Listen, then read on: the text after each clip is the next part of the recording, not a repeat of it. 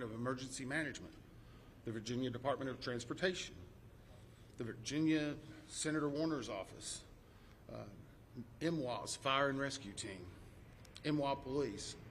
A special shout out to every one of them. MWA has been amazing in helping and working with us, and we're truly appreciative. Along with DC Fire and Rescue, just extraordinary taking the lead. Prince William Fire and Rescue. In Maryland, the Montgomery Fire and Rescue, Prince George's Fire and Rescue, Charles County Fire and Rescue, Baltimore Fire, Baltimore Police, Anne Arundel Fire Department, Maryland State Police, Maryland Natural Resource Police, MPD, DCFD, from the federal side, the U.S. Coast Guard, U.S. Army, U.S. Air Force, FBI, Secret Service, Customs and Border Patrol, Park Police, DOD, Naval District Washington, American Medical Response, and yes, the U.S. Department of Labor. All of those have been amazing partners and are one of the reasons why that this investigation continues to progress the way we want it to. As I said, we did family briefings last night, and today there are over 100 family members that are now in the area receiving briefings, and as part of a legislative requirement, receiving family assistance. They have been briefed by the medical examiner, the fire chief, NTSB chairman, and myself, along with the family assistant unit from PSA Airlines. In regard to NTSB staff, all staff are now on scene that have been requested, and I want to point out one specific staff member because we're doing a joint NTSB and DOD investigation. The NTSB actually has a Black Hawk certified pilot on staff, on our personal staff, based out of Alaska. Once we realized the dynamics and the intricacies of the Black Hawk, we have brought that member in. They are on scene now, providing direct technical assistance to the NTSB. Now, it does not mean that the DOD is not working and helping with us, but in order to maintain our independence, we have our own Black Hawk certified pilot in the working group for helicopters. Regarding salvage at this point, the Navy Supervisor of Salvage is conducting salvage operations at the current time. Barges are en route from Virginia Beach, and we anticipate them to be on scene early tomorrow morning. After their arrival, they will be secured and located, and then significant salvage operations will continue. They are ongoing right now, but this will be the main lifting. It's being done in conjunction with the DC Medical Examiner's Office in order to make sure simultaneously that any additional victims are recovered and immediately turned over to them for identification and returned to their families. SupSalv, which is the supervisor of salvage, is also conducting a debris mapping right now. This will help in our post-accident analysis of how the machine actually reacted to the incident. It'll also help us with understanding some of the airworthiness and crashworthiness and human factors. We have right now two distinct debris fields. One that houses the Sikorsky, which is in comparison to the CRJ, a little bit smaller. The CRJ is in another distinct area, and we consider a little bit larger. The good news is, based upon the initial mapping, while there are some small aspects of that debris field, there are large chunks that will be easily recoverable, and it will aid in the investigation when we bring it into the secured facility that will be located here on MWA. That will help us in the close proximity to be able to review and evaluate. Yesterday, we outlined for you a number of groups that have been stood up. A few of them in particular I want to call out, although every one of them have been working very hard. For your edification, the ATC group, Air Traffic Control, has been conducting interviews today. They're ongoing tonight. They will be ongoing for probably the next few days. We've had full cooperation in getting the witnesses that we need to gain those interviews. We will then take that information and match it with other data that we're receiving, and if necessary, conduct follow-up interviews at a later time. Our operations group now has on site an exemplar airplane similar to the CRJ 700. It's on a hard stand here at MWA. They will use that to evaluate cockpit configuration, seating, things like that. So whenever the salvage comes up, we're able to use an exemplary aircraft to match it against examples such as where maybe switches are, navigational aids, electronics. It is almost the exact same configuration as the incident aircraft. I want to clarify one thing. There's been a lot of questions and discussion regarding manifest. Let me make this very clear. The NTSB will not and has not released a manifest. We have not in our history, not in our past. We will not be in this accident. In fact, there's specific congressional language that whenever it is in our possession, it is not available through the Freedom of Information Act. It will not be included in our report. We will not be putting any names of any of the victims. Any release of that information will come from other individuals or groups. Regarding the recorders, as many of you saw last night, we recovered from the CRJ 2 separate recorders. One was a FDFR, that is a flight data recorder. FD. That was actually in what we consider good condition. As part of that process, it was soaked in alcohol overnight. It was then opened today, and we have a high level of confidence that we will be able to get a full download in the very near future. Now, once we do have that download, we will not be releasing immediately the information regarding it. We will have to go through, correct the data sets, make sure they're synchronized. This has approximately up to possibly 2,000 data points. Is that right, Bryce? So all of that has to be synchronized and looked at. It's a very laborious practice. It takes a lot of time. Regarding the CRJ's cockpit voice recorder, once it was recovered and opened, we found that it had water intrusion. That is not uncommon. It is not an unusual event for us to receive a recorder with water intrusion. We deal with that all the time. Our recorders division is one of the best in the country, in the world actually, and we have recorders sent everywhere, so there's a step. The CVR was soaked overnight in ionized water, at which point the team put the CVR into a vacuum oven in order to extract moisture. They are still checking electrical connections to determine if they're ready to try a download. It is one step of many steps that we will take in order to get that data, but we have a very high level of confidence that we will have it. We just have to work through a number of steps.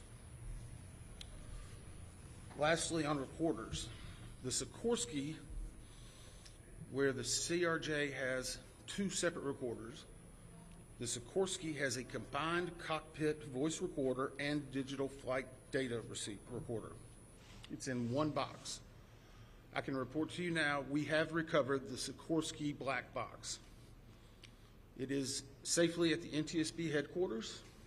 It will begin an evaluation, just as the other 2 recorders did last night, to determine when and how to take action. I can tell you from a visual inspection, we saw no exterior damage that would indicate that it was compromised at this time. So we have a high level of confidence that we will be able to have a full extraction from that as well. Those are some of the significant updates we have right now. Obviously, we'll be doing some more in the essence of time and making sure our team gets back. I think we're going to be able to take maybe 4 or 5 questions. I'll call on you and I'll repeat it. So we'll try to play that game a little bit, please. Right here. Thank you very much. Your name and outlet, please. Jonathan Kersley, Channel 9 Australia. Captain Sully Sullivan was one of the heroes of the incident on the Hudson that said that he said we absolutely should be reviewing airspace, not just here but in other places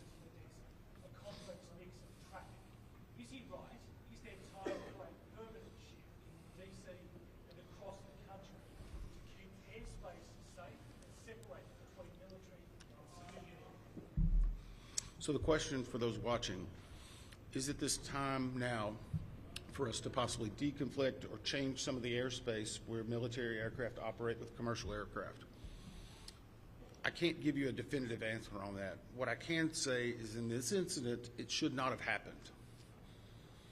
We have in aviation what's called a Swiss cheese approach, wherein if something fails, a backup should catch it. Multiple layers of redundancy. It's been a very long time since we've had a major aviation incident in the United States, and that's the reason why it's one of the safest forms of transportation in the country. But the only way they do that is by investigating what happens now and then making recommendations in the future. Again, the NTSB has done 100,000 aviation investigations. We've issued 15,000 recommendations. Over 84% have been accepted.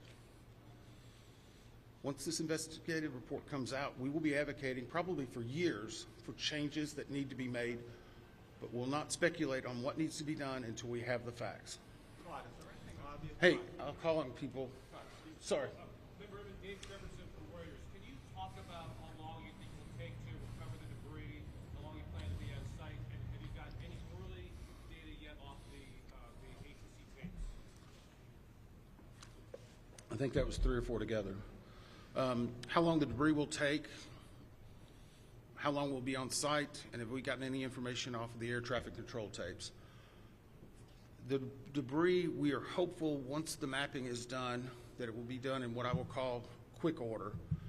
And I can make no guarantees of that because first and foremost, we need to make every effort and to make sure we're recovering every one of the people that perished in this accident. We'll have some cranes that'll be coming up, and once that happens, you'll see a lot more activity, and we'll be moving that in, but I don't want to give you a definitive time.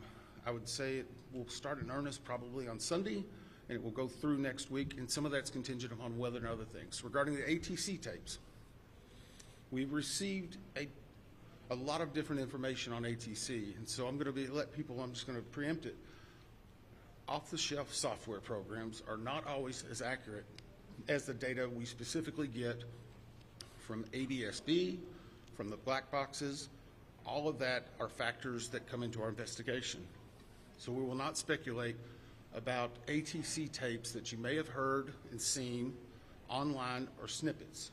We are getting the full cooperation that we need to be able to make an accurate assessment and to make sure what we are saying is factual and that it will help and aid in the entire investigation. You? Todd, Cooper from Channel 7 in Boston. Is there anything glaring from the videos that we've all seen that will tell you that the pilot in the Black Hawk helicopter made a mistake? The question is, based on the videos, have we drawn any conclusions? We have not. We know that there was a significant incident in which the 2 aircraft collided, a pretty significant fireball. If you will recall, even after the first day, we only had maybe 1 or 2 grainy images that were coming out. We're seeing more and more at this time. So we're still collecting data, but we are not going to opine until we see a lot of other things in there. A couple more? 2 more. Yes, sir. Keep on team with CNN. How critical is it to interview the controller in the tower pad? And how concerning is it to you, the reports that that controller was working 2 positions at the same time? So the question was, how critical are the air traffic control interviews and basically staffing? So air traffic control interviews are critical. That's the reason why there's a process in place. That began immediately after the accident. It was preservation of that evidence. It was immediately taking down notes, getting logs, all that information. We will go back and look at any air traffic controller that was involved in this. We'll go back and look at their past probably 72 hours, even 2 or 3 weeks. We'll look at their training, their hiring, everything, what they probably ate that day. But it is not one point that tells us everything. It's layered into a lot of other information that's very critical. Regarding staffing, the FAA has had a very robust plan in looking at staffing. Obviously, we'll be looking at not only staffing that day, but progressively staffing. How many people, what job functions they were doing. Were they being combined? Were they not? What was the weather outside? What was the number of landings? I recall back during COVID, 1 runway was being used. Runway 1, that was the only one. 33, as traffic came back, started being opened up. So we would look at changes in traffic patterns, construction at the airport, all of that. It all paints a very big picture. Who are you? Sorry.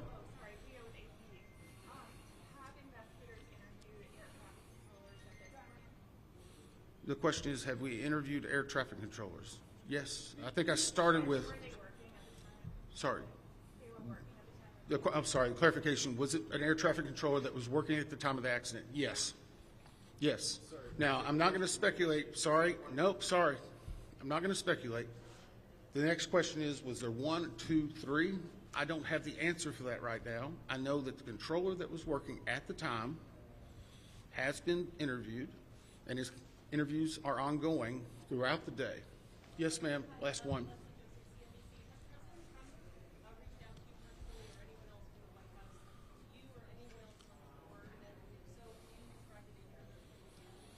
The question is, has anyone from the White House reached out to me or other board members? I won't speak for other board members. I know that the chair did a briefing yesterday. It was publicly discussed and gave some information.